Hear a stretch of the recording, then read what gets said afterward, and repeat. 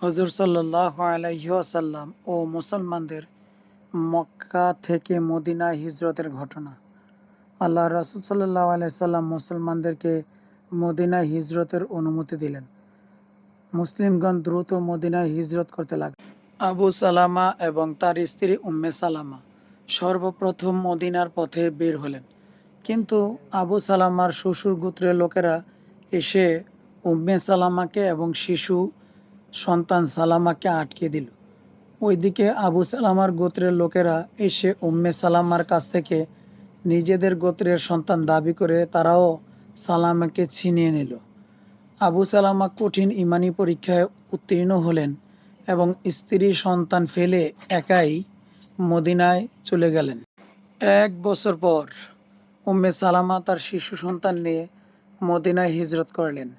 উসমান বিন আবু তালহা তাকে মদিনায় পৌঁছে দিলেন। আবু সালামার পথ ধরে লোকেরা একের পর এক মদিনায় হিজরত করতে থাকলো। এক পর্যায়ে মক্কাতে রাসূলুল্লাহ সাল্লাল্লাহু আলাইহি সাল্লাম, আবু বকর এবং আলী রাদিয়াল্লাহু আনহু ব্যতীত অন্য কোনো মুসলমান অবশিষ্ট রইল না। আবু বকর ও হযরত আলী রাদিয়াল্লাহু আনহু হুজুর সাল্লাল্লাহু আলাইহি সাল্লামের আদেশেই মক্কায় রয়ে গেলেন। এছাড়া যে সমস্ত মুসলমানকে কুরাইশরা আটকিয়ে রেখেছিল তারাও রয়ে গেলেন। রাসূল সাল্লাল্লাহু আলাইহি সাল্লাম হিজরতের জন্য প্রস্তুত, আল্লাহর আদেশের অপেক্ষায় ছিলেন। আবু বকরও প্রস্তুত ছিলেন।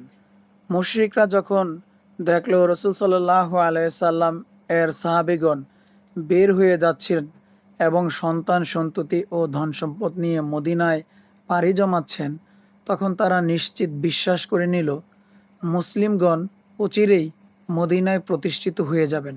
তারা জানত যে মদিনা সুরক্ষিত একটি দেশ এবং তার অধিবাসীরা যুদ্ধবিদ্যায় পারদর্শী।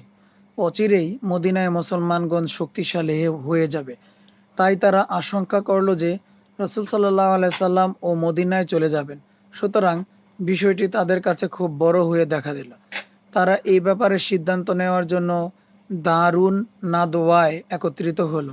তাদের বুদ্ধিমান ও অভিজ্ঞ লোকদের কেউ অনুপস্থিত রইল না। তাদের বন্ধু ও মুরব্বী ইবলিসও একজন নজদি শাইখের বেশ ধরে এবং শরীরে লম্বা চাদর জড়িয়ে বৈঠকে যথাসময়ে উপস্থিত হলো। তারা রাসূল সাল্লাল্লাহু আলাইহি সাল্লামের ব্যাপারে পরামর্শ শুরু করলো। প্রত্যেকেই নিজ নিজ মতো প্রকাশ করতে লাগলো, কিন্তু ইবলিস কোনো রায়কেই পছন্দ করছিল না। ঐতিহাসিক মতে ইবলিস এই ওয়াসওয়াসাই দেয় যে মুহাম্মদ সাল্লাল্লাহু আলাইহি সাল্লামকে হত্যা করা ছাড়া আর কোনো রাস্তা নেই। যার কারণে পরিশেষে আবু জাহেল বলল, আমি মনে করি প্রত্যেক গোত্র থেকে একজন করে শক্তিশালী যুবককে আমরা বেছে নিব। তাদের প্রত্যেকের হাতে একটি করে ধারালো তলোয়ার থাকবে। তারা সকলে মিলে একসাথে এক আঘাতেই মুহাম্মদকে হত্যা করে ফেলবে, নাউজুবিল্লাহ। এতে সকল গোত্রের মধ্যে তার রক্ত ভাগ হয়ে যাবে। তারপর আবদে মানাফ গোত্রের, মোহাম্মদেও গোত্রের লোকেরা এই ব্যাপারে কোনো সিদ্ধান্ত নিতে পারবে না। তাদের পক্ষে সকল গোত্রের বিরুদ্ধে শত্রুতা পোষণ করা ও তাদের বিরুদ্ধে যুদ্ধ করা সম্ভব নয়। আর দিয়ত দেওয়ার প্রয়োজন হলে আমরা সকলে মিলেই তা পরিশোধ করে দেব। এই প্রস্তাব শুনে শয়তান বলল, আল্লাহর শপথ, এটি হচ্ছে সঠিক প্রস্তাব, আস্তাগফিরুল্লাহ। সুতরাং তারা সকলে এই প্রস্তাবের উপরেই একমত হয়ে মজলিস ত্যাগ করল। ওইদিকে জিব্রাইল ফেরেশতা আল্লাহ তাআলার নিকট থেকে ওহীর মাধ্যমে এই ষড়যন্ত্রের কথা রাসূল সাল্লাল্লাহু আলাইহি সাল্লামকে জানিয়ে দিয়েছিলেন এবং সেই রাত্রেই তাকে নিজ বিছানায় শয়ন করতে নিষেধ করলেন। পরের দিন রাসূল সাল্লাল্লাহু আলাইহি সাল্লাম স্বীয় চেহারা মোবারক আবৃত করে দিবসের মধ্যভাগে আবু বকরের বাড়িতে উপস্থিত হলেন।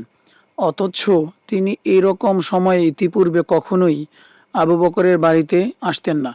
তিনি সেখানে গিয়ে বললেন, তোমার কাছে যারা আছে তাদের সকলকে বের করে দাও। আবু বকর রাদিয়াল্লাহু আনহু বললেন, হে আল্লাহর রাসূল, এরা তো আপনারই পরিবার। তিনি তখন বললেন, আল্লাহ তাআলা আমাকে মদিনায় হিজরত করার অনুমতি দিয়েছেন। আবু বকর রাদিয়াল্লাহু তাআলা আনহু তখন বললেন, হে আল্লাহর রাসূল, আমিও আপনার সাথে যেতে চাই।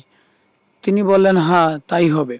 আবু বকর রাদিয়াল্লাহু আনহু বললেন, আমার মা বাপ আপনার জন্য কুরবান হোক, এই দুটি বাহনের যে কোনো একটি আপনি গ্রহণ করুন।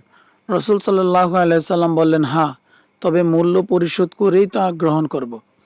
আলী রাদিয়াল্লাহু তাআলা আনহু একে সেই রাতে তার বিছানায় ঘুমাতে বললেন। ওইদিকে সন্ধ্যা নেমে আসতেই কুরাইশদের নির্বাচিত যুবকেরা একত্রিত হলো। তারা রসুল সাল্লাল্লাহু আলাইহি সাল্লাম এর ঘরের দরজায় পাহারা দিতে লাগলো এবং তিনি কখন ঘরে প্রবেশ করে নিদ্রায় যাবেন সেই সময়ের অপেক্ষা করতে লাগলো। তারা পরামর্শ করতে লাগলো যে কোন বদনসিব যুবকটি সর্বাগ্রে সবার আগে আক্রমণ করার ঘৃণিত কাজটি সম্পন্ন করবে। মদিনায় হিজরত চলমান থাকবে ইনশাআল্লাহ।